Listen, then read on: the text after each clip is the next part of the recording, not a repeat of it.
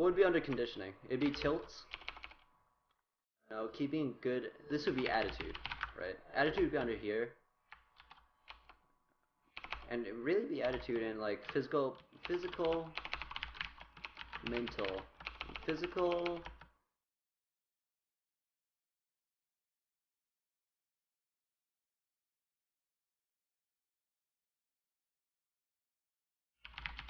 And mental fortitude.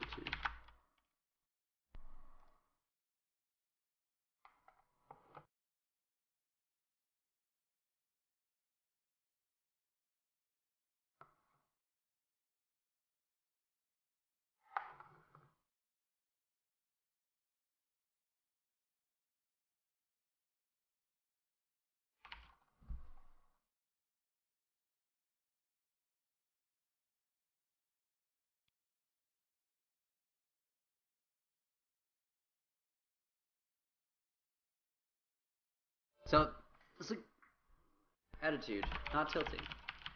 Staying positive.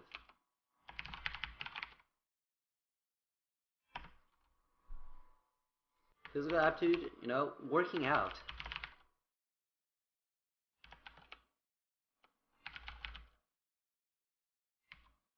Wait, where's expression? Oh man, that's gonna be.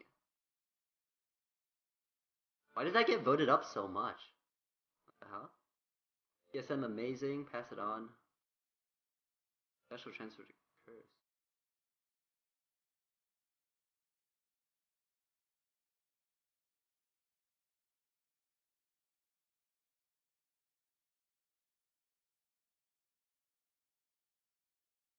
What the fuck? Special's going to curse.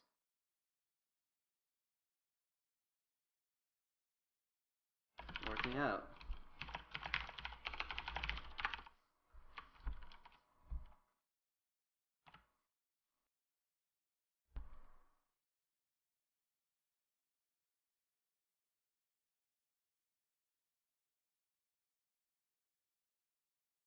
Mental fortitude.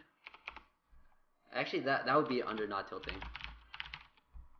Attitude would just be staying positive. Staying positive to yourself and your teammates. Not tilting to ragers and trolls.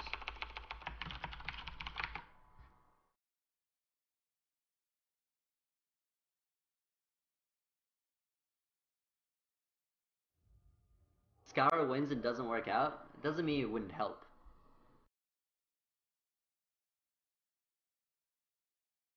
Physical aptitude, yeah, sleeping schedule, sleeping, eating properly, for sure. For sure. Sleeping, eating properly. This doesn't even, this impacts everything you do in life. Not just playing League. Can I share that notepad in Google Docs? Something after the stream? Of course.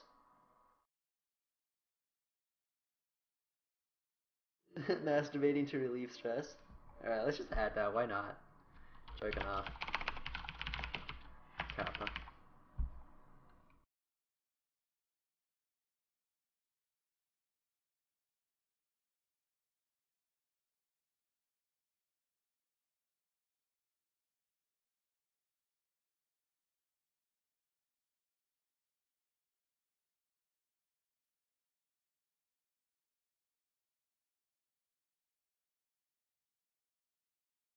Well, of course, this is also like just saying, yeah, I mean, for example, saying good job to your team. Like, just something as simple as that.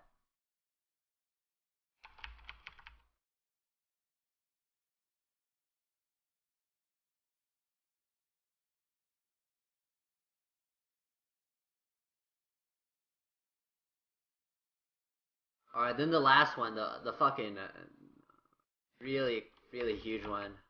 Strategy. This one is huge. This one is huge.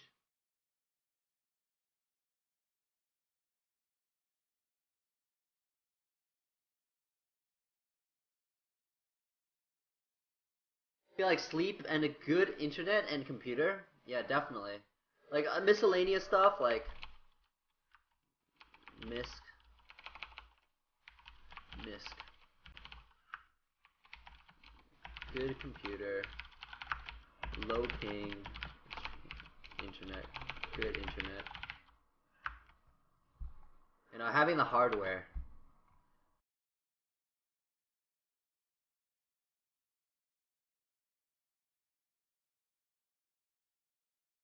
Strategy is huge.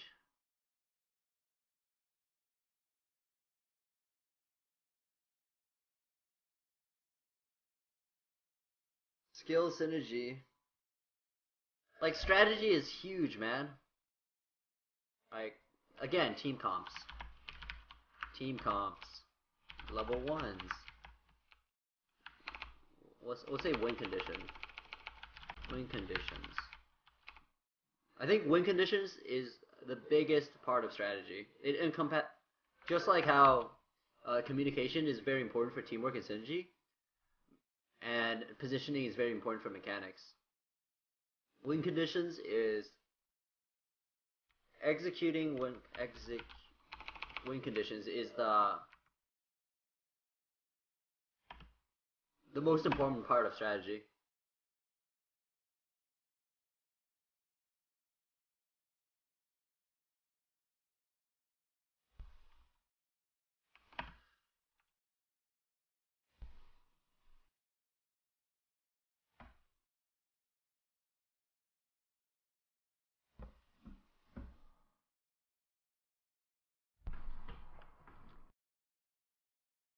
Oh, strategy. There's level ones. Level one invades. Team compositions. Again. What else is there? Skill synergy.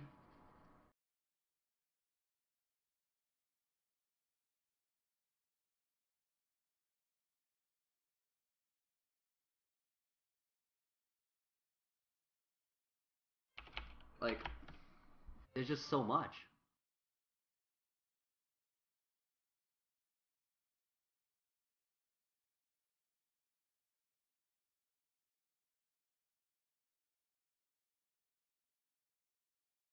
Skill synergy. Skill synergy. Yes.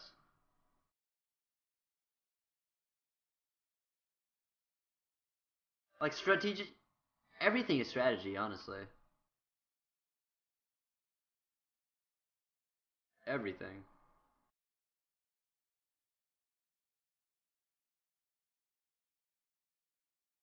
Write it all.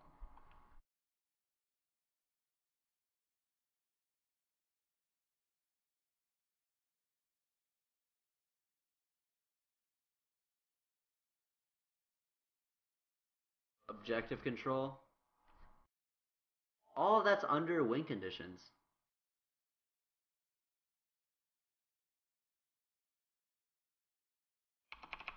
The only one is like level 1 invade. Even level 1 invade is under win conditions.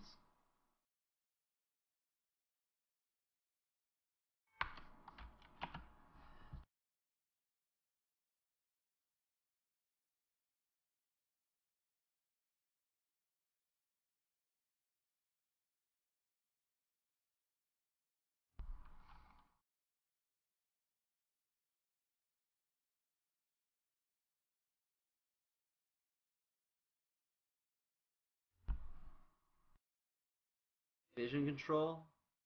Like,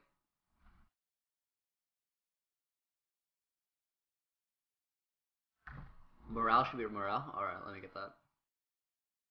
Where is it? Morale. My bad.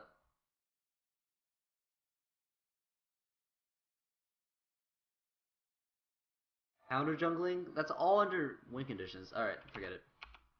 So, what, at the basic level, what is a win condition?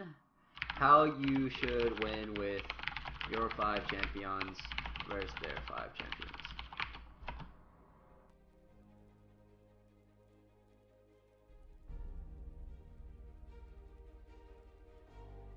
Like, How should you win with your 5 champions against their 5 champions? Is it to dominate? Dominate lane? Team fight for dragons? Team fight? Dominate lane, scale for late game? Group and poke? Split push? Split push? Team out team fight? At drag for dragons? Like, how should your 5 champions win? Is it to sit in camp top so we have it impossible to deal with split pusher that you can just win? Like, this is why League is so deep and so rich in strategy, because with any additional champion, or the lack of a champion, a team comp you'll have to play significantly more different against their team comp. So like, because there's 10 champions in the game, and each champion will affect the match substantially in different ways. Of course, there's certain things that's like the same. It's like you have maybe, I don't know, like a Lucian and a Graves. You know, AD carries are very, very similar in nature. But if you have like a Nidalee mid compared to a, say, a Zed mid, you're gonna have a much different way that you're gonna have to play the game in order to win. Picks and bans is under team compositions, so yes. So level 1 invades.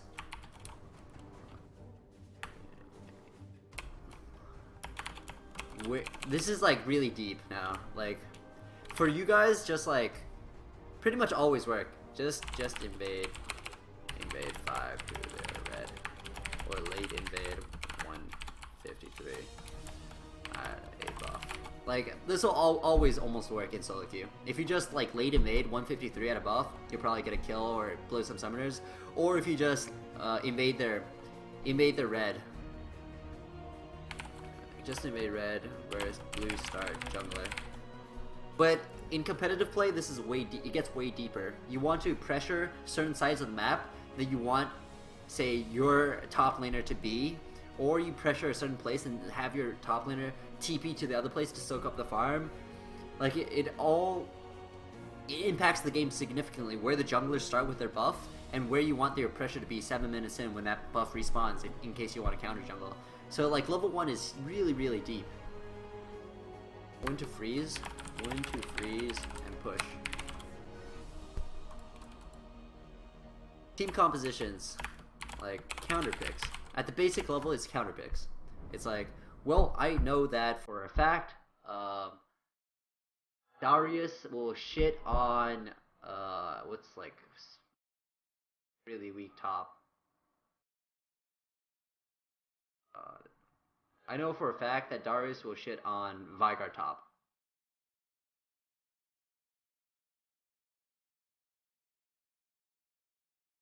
Strategy, lane swaps.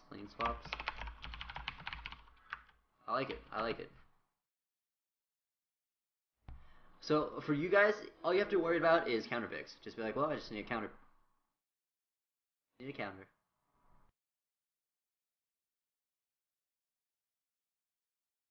Or if you see, like, sometimes I don't want to pick Vayne when I don't have any wave clear mid, because I know Vayne needs to split push, and if they group mid and just push, I'm not going to be able to hit that late game point. So it's like, knowing how your pick, your team's weakness, and picking accordingly. For example, if your team is, or just picking a neutral champion early, you know? Like, if you're gonna support picking like a Morgana Thresh, you're almost always gonna be useful. But if you're first pick and you pick, like, as a support, you pick something like Blitz, then you can get counterpicked really, really easily. Say by a Thresh or a Leona, and just like, you're gonna get dumpstered in lane very early on. But if you have last pick, then you can counterpick the lane that you're gonna be against, or you can just pick something that's neutral, that if your team is too late game oriented, like you have a Jax and you have, like, I don't know, like a Ryze mid, you need to pick something strong that won't lose lane. So you pick something like Caitlyn to just be stronger in lane. You know, picking meta champions, right? Playing champions in the meta. There's a reason why pros pick these same few champions over and over. Right. Because they're strong in almost every single situation. Only counterpick if you can actually play the champions. Yep. I would agree with that. I would agree with that.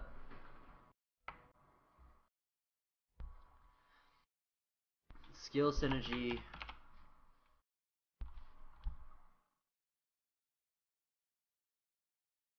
Hey, thank you, iShades.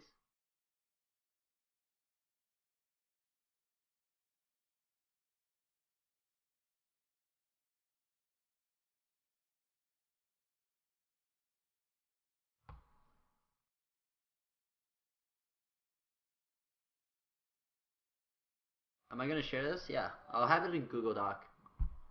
Somewhere below.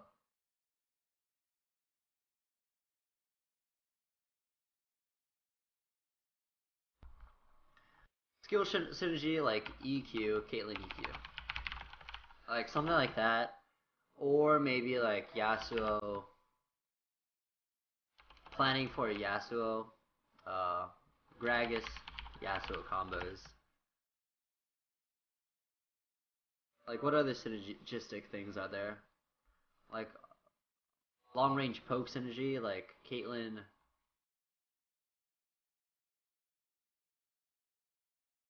Like huge AoE synergies, like a Mumu plus MF, like something like that. Skill synergies. But that's all under team compositions at the same time, and it's all under win conditions.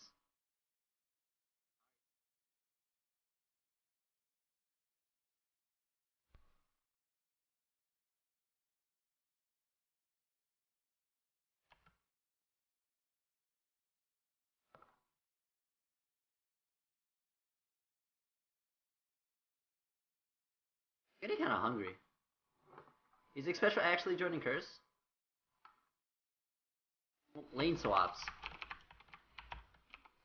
Actually, when to freeze and when to push? That's a very detailed question. And it really depends. Wave control. Wave control. Minion wave control. Push. Knowing when to push and when to zone.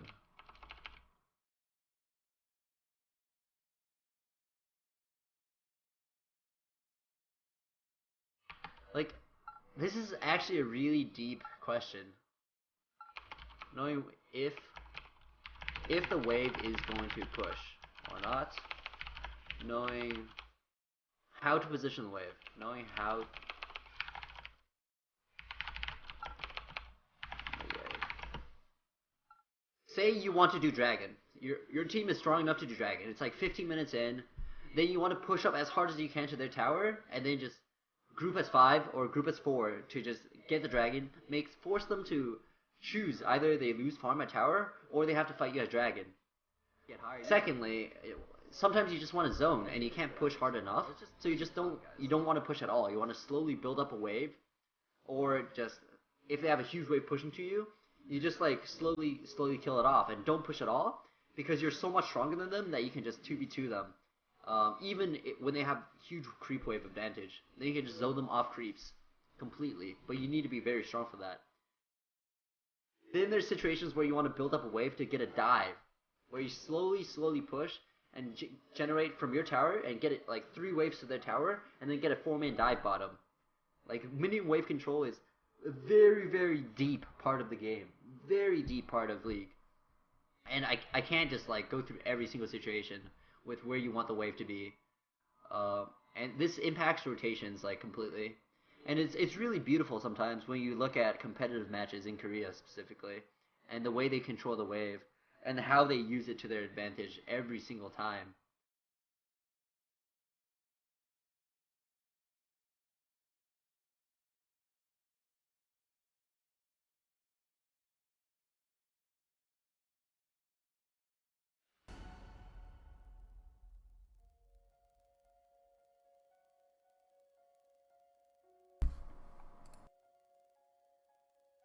then lastly, we just have lane swaps.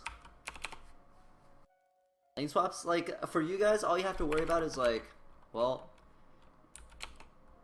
say, if you're losing really hard, if you're losing, or one of your lanes are losing, just offer to swap. That's a very basic, really basic. It's like, well, he's just gonna get shit on lane, might as well just swap, right?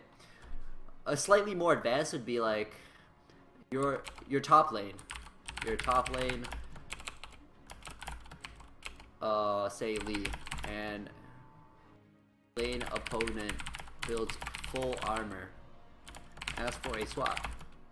It's another really slightly more advanced version of a lane swap. Just be like, well, yo, just go top. You can shit on this Lee because he's building full armor, and you can just poop on him. So that would be like a form of strategy for sure.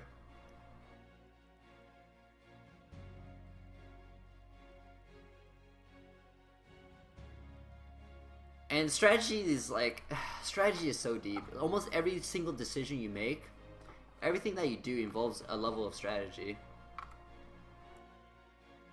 Masteries, runes, and masteries. Alright, runes and masteries. Item builds. Meta? Do you want to do the meta? Do you want to do what the, like, all the pros are doing? Or do you want to, like, do something that you think will work at your elo? You know? There's certain item builds that's tried and true, like I eat Phantom Dancer Last Whisper is always going to be fucking good. I don't agree with lane swapping. If we're talking about solo queue, people are not used to swapping. I mean, sure. People aren't going to be always... Thank you for subbing. People aren't always going to be comfortable, but that doesn't change the fact that you can get huge advantages with lane swaps.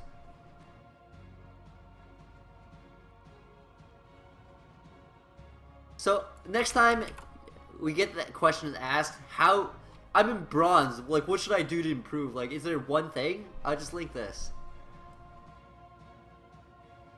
Or I'm in platinum, what should I do? It's like, well, you should do every single thing here.